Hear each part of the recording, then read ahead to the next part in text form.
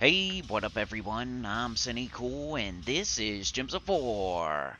And today I have 5 teams for you for the Emperinazar Faction event. A high, mid, low, deathless, and pure. I did deathless 500 and pure 500 on video right here, and believe me, it was very annoying. Emperinazar might be one of my...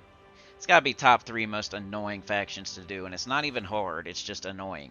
So we'll get into that a little bit later. Let's go over these teams just for the event. It's Tuesday, you should do the event, you should get all rewards, you should go to level 90, do all the rooms, do them in treasure multiplier order if you want to, if you want to.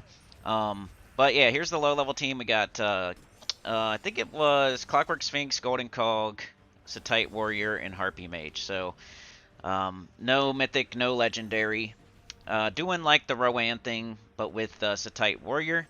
So pretty much, if you substitute Satite Warrior in instead of Rowan, because we can't use Rowan. I think the restrictions like yellow and brown or something like that. So yeah, there's no, Rowan is green and blue, so you can't use Rowan. So use Satite Warrior. Just use it the same way you would use Rowan, except for you cast Satite Warrior on your hero because your hero has the most armor. So, Satite Warrior does damage based on the armor of the thing it casts on. So make sure to cast on your hero and buff up your hero, give your hero a bunch of armor, and then cast Satite Warrior on your hero, and it should take them all out. Use guard medals. I would recommend a super high horde level if you're going to attempt to do 500 on this one, just because of how annoying it is. Like, you're not going to lose, but it's just annoying, and the higher your horde level, the less annoying it'll be. So that goes for everything here. So if you're a beginner and this is like your first faction event you're doing, you would up your horde level a little bit. But with the mid-level team here, so no mythics, I went with the ruby weapon, so hopefully you have that. If you don't, you can use Dawnbringer, Dustbringer, Black Manacles. Any weapon that's hitting all enemies would be fine here. But going with the triple Emberclaw. Emberclaw gets up stuff easily. It's kind of like a Takshaka or a Pharaoh Khafru, but for mid-level players. And use the ruby weapon as your damage dealer. The Emberclaw is going to use that third trait to throw up those, those gems that it throws up there. It'll get up your ruby weapon easily. You cast it, plus it does true damage too. So I thought it was pretty cool for a mid-level team. Ruby weapon with 3 Emberclaws. High-level team, I did something interesting here, and I feel like this is being overshadowed by Emperinazar being so annoying that I'm about to have a freaking seizure or a aneurysm. Wasting my whole day on this to get 100 views, so I don't know why I do these things to myself. But I thought this was pretty cool. I'm going with Stellarix, but I did a Takshaka and then a double Khafru. So instead of doing triple Khafru or triple Takshaka, kind of got the best of both worlds here. In case you lose your Stellarix, you still have a Takshaka that can actually do something. Triple Khafru, if you lose your Stellarix, then Khafru is horrible by himself. He's terrible. That's why I kind of like Takshaka better than Khafru. It's because if, Stellarix goes down, then Takshaka can still do something. Pharaoh Khafru is just kind of standing there with its, just looking, staring lovingly into the enemy's eyes, waiting to die. But Takshaka does not do that. Takshaka can build a fort, swing on vines like Tarzan, survive in the wild by itself. Khafru just kind of curls up in a ball in the fetal position and waits for somebody to rescue it. So yeah, I went with the little combo. So you got Takshaka and Khafru throwing stuff up on the board, generating mana for Stellarix, and then if you happen to lose your Stellarix, you still have a Takshaka there. And maybe use an Anu to make sure everything goes smoothly, but double Nisha Anu. But it should work exactly the same way as a triple Khafru or a triple Takshaka. Just you have that backup plan of the Takshaka. So if you really love Khafru, you want to make love to Khafru and, have a make-out session and French kiss Khafru, try one Takshaka is all I'm asking, so that you have a backup plan if your Stellarix goes down. Alright, here's Deathless. This was so easy that I got fooled into thinking that I was going to have an easy time today and make up for slacking a little bit yesterday and not putting this video out super duper early in the morning and all that stuff. But I'm glad I didn't try it last night, because I wouldn't have went to sleep until freaking 3 a.m. because of the stupid Pure faction. It's annoying. But Deathless was really easy. It's High King Iron Gut, Wand, CT, and Harpy Mage. Just get your horde level up there. That way High King Iron Gut has a super high chance at devouring. and then you just devour a couple of enemies. You have the CT as backup for another instant kill. And it also throws up colors on the board that High King Iron Gut uses in case you need to get up High King Iron Gut again. And you're not going to die because you got a curse option, you got a bless option, you got 2 instant kills. Your High King Iron Gut is just devouring its butt off and gaining stats and can take skulls and do tons of skull damage too. So you have tons of firepower and tons of survivability, and it's very fast, and it doesn't matter how many stats the enemy have. It doesn't matter how many stats you have, almost. I mean, you need some attack, but put on some Medal of Seasons, and you'll be alright. Up your horde level. You can control that, you know? Like, just because I've been playing for 8 years and have a bunch of stats and stuff, you can control how many stats you have in a faction by upping your horde level, thinking ahead, using the right medals, and then just get 1 devour and you should have a 100% chance after that. So you might start with like a 70% or an 80% chance, but that's still really high and more likely than not. And then you devour and now you have a 100% chance and you're not going to die. You can do it deathless. Alright, here is the most annoying faction in the game. Top 3 probably. I'm sure like Hellgate. There's a couple of them that are a little bit more annoying because they're actually hard and it's like you're going to lose. This one is hard in a way that you're not going to lose. Like, I'm pretty sure nobody's going to lose this one, but it's hard to win it. So, I mean, it's not even that hard to win it. It just takes forever. It's annoying. It's so annoying. This one is very annoying.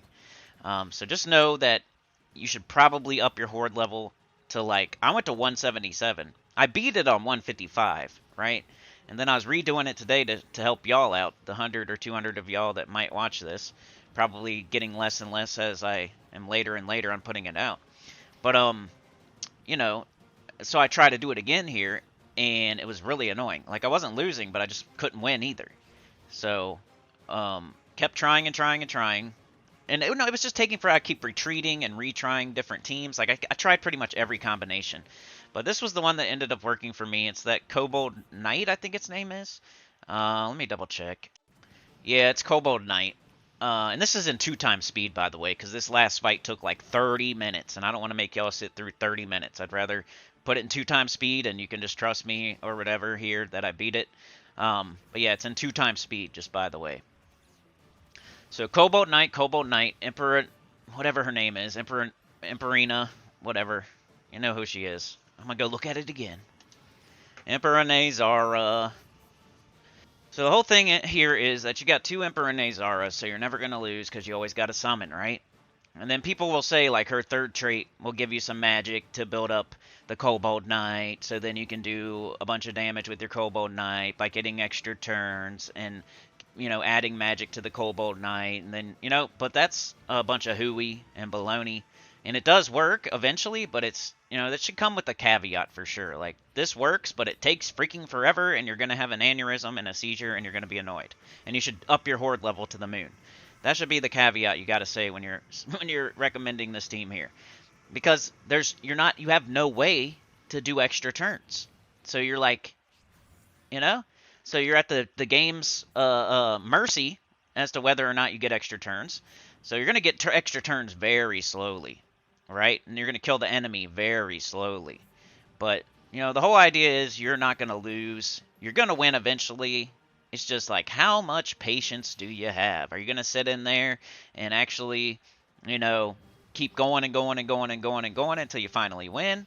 Or will you get annoyed and just throw your controller across the room, spit on your laptop, punch a hole through your television? Like, are you that patient? Because, you know, I am. Usually, but this one was very annoying to me. I don't know why. Because you would, you know, it's how the whole strategy of getting extra turns and getting magic for the Kobold Knight is so freaking slow. It's annoying. It's so annoying. And then they just keep resummoning. They keep getting HP, resummoning HP, resummoning HP, resummoning HP, resummoning HP. It's very annoying. And you can't target. You can't target Emperinazar. She's on the bottom. Kobold Knight shoots the first 2, and she keeps summoning stuff into those slots. Man, it was annoying. And then, like, along the way, I got the most annoying fights along the way, I feel, too.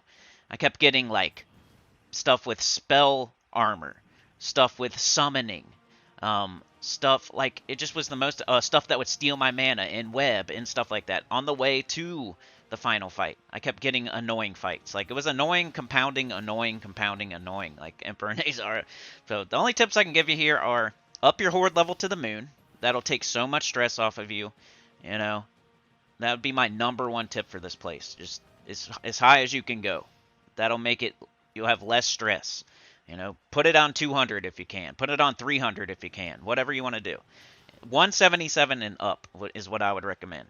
And try to get some magic stats and some potions as you're doing it. Don't stop on a weird number, but, you know, stop on, like, getting some magic or getting a potion. But you see what's happening over here? Emperinazar still has 1,000 HP, and she keeps summoning stuff in.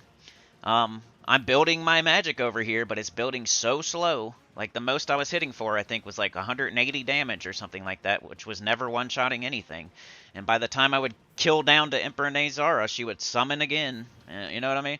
And I wasn't getting extra turns. They just weren't happening. And then, like, the mana colors, I was getting purple all the time for some reason. I was screaming about purple, like, purple, I hate purple.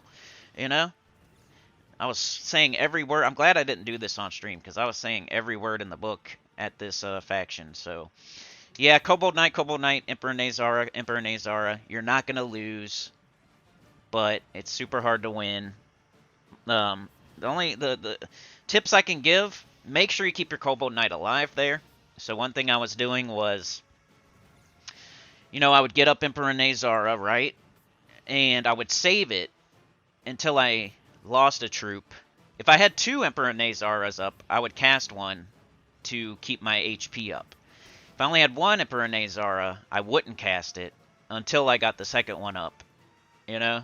Because if you only have 1 up, you got to save it for when you lose your first slot to summon something back in. Because the Kobold Knight you're going to end up having, that you're going to end up building magic with, is the second slot one. Because you're probably going to lose the first slot one. But you can keep summoning back into first slot, so you're going to protect that second slot one. So really concentrate on your second slot Kobold Knight, because it's the one that's going to actually survive and be actually killing. If you lose both your Kobold Knights, then you might as well reset, because you just lost all the magic you built very, very slowly.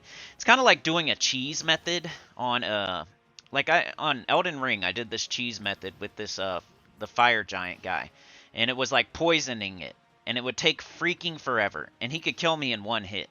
So I would get him down. I would do the method, and I would get him down to like 25% health left, and then I would die. And it was so frustrating, because it would take so long just to get him down to 25%, cheesing him like that. And then I would have to go back in knowing that it was going to take like another 30 minutes just to try to do this cheese method, and then he could kill me in 1 hit at any time.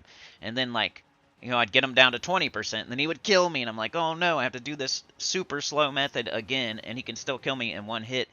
Kind of feels like that, except for they can't kill you in 1 hit. It's like, you know, you're going to win eventually, but you can't lose that second Kobold Knight, or you might as well reset and retreat, because that just, it's going to reset the whole fight, and you're going to be having to build up magic again, because, you know, you're building the magic so slowly, that even by the end of the fight, it's not even that impressive how much damage you're doing. It's just like just enough that if everything goes right, that you'll kill her. So that's one tip I can give you. You can't lose your second Kobold Knight. You have to keep summoning in to protect him. So if you have 2 Emperinazaras, boost his HP. If you only have 1 Emperinazara, save it until you need it to summon. And then the other thing was, like, take green anytime you can take green, because that's what their Emperinazara is using, especially if you need green. What else, man? I took skulls every time I saw skulls. Man, there's really not that. You just got to keep going. Just keep going, man. That's the 2 best tips for this is boost your horde level to the moon. Don't lose your second Kobold Knight, protected at all costs. And number 3, I guess the 3 tips I can give you is just have patience, and hang in there. If you still have your second original Kobold Knight, you should be okay.